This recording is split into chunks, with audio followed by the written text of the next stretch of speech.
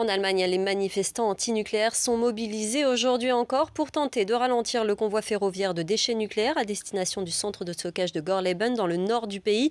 On parle de 20 000 manifestants. Les précisions des envoyés spéciaux de BFM TV sur place, Maxime Conny, Florian Rivet. Plusieurs milliers de manifestants ici au terminus ferroviaire de ce convoi de déchets radioactifs. Plusieurs milliers de manifestants qui viennent de toute l'Allemagne. On a vu également depuis ce matin des centaines d'agriculteurs qui bloquaient les routes avec leurs outils de travail, leurs tracteurs qui sont donc présents ici en tête de cortège. Je vous le disais, des milliers de manifestants qui n'ont qu'un seul message à passer. Le nucléaire tue.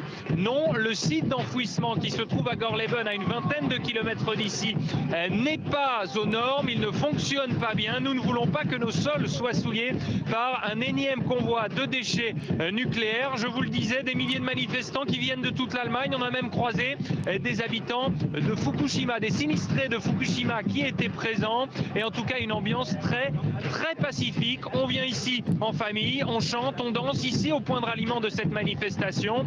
Et ce qui est impressionnant, c'est le rapport avec la police, très présente, mais des rapports très courtois. Je vous propose d'écouter l'un des commissaires de police au micro de Florian Rivet.